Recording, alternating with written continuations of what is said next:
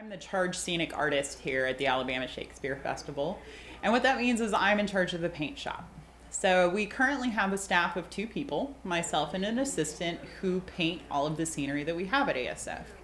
And that starts with the designer, who you've met earlier in the series, who draws pictures of what he wants the set to look like, and eventually takes those drawings and makes what we call paint elevations. And those paint elevations are small versions of what we'll eventually use to paint the full-size versions that are built for us of all of the scenery and drops for the shows. We start by doing what are called samples, where we take the paint elevations and we mix paint to match them, and we figure out the best way of painting things so that they exactly match what the designer wanted. And sometimes they'll even give us things called research pictures, where they found online different images, pictures of things that they like, and we use those to copy that same kind of process. So for Tom Sawyer, the backdrop is a good example of that. They had big willow trees hanging over a river. So not only did we look at pictures of willow trees and their leaves and what light looks like on those leaves and what the bark of a willow tree looks like, we also looked at the water and what water looks like when light's shining on it and what it looks like when there are shadows. And we used that research to help us paint that backdrop.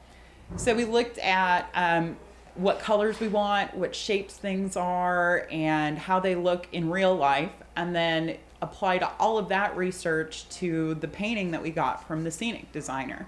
And using those 2 things and samples, where we actually full scale try and replicate that look, we found out how to paint the show. So it starts out with just raw wood, and most of it's kind of a composite wood that the scene shop builds things out of that we paint white. And then over that white paint, we do all of the rest of the processes to make things look like wood grain and make them look like really just wood grain for Tom Sawyer.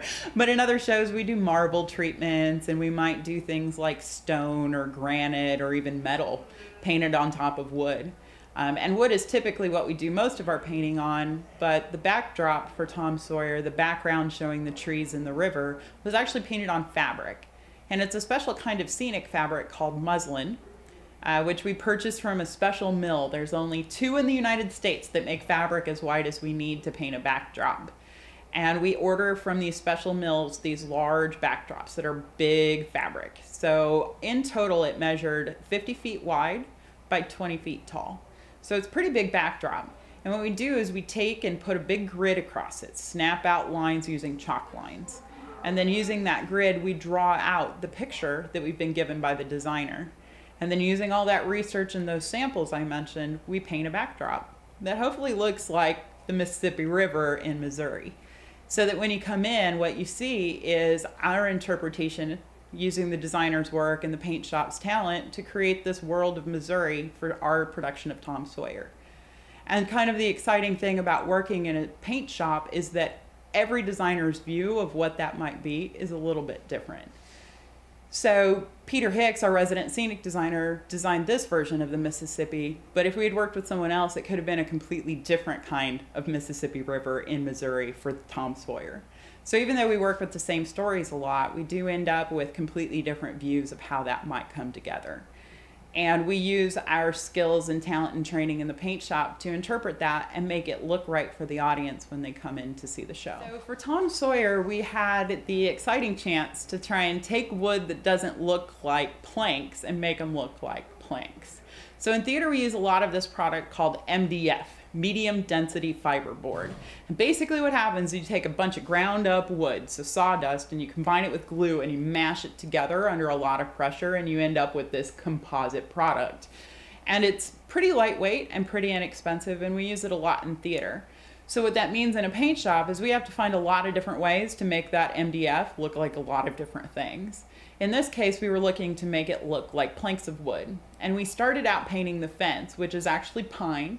And we took that pine and stained it so it looked like it was old and like it had been on the river for a long time, and then needed to match the floor to that wood.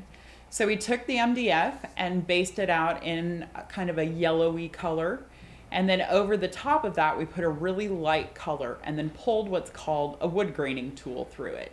And the wood graining tool has a pattern in it of like rings, kind of like tree rings.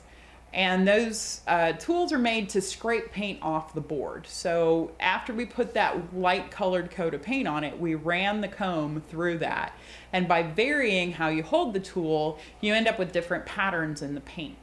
And once you're finished, you have something that looks like a plank of wood, though it's actually this composite glue and sawdust mixture. And then after we finished doing that, we put some glazes over the top so that the colors matched the boards that the fence was made out of.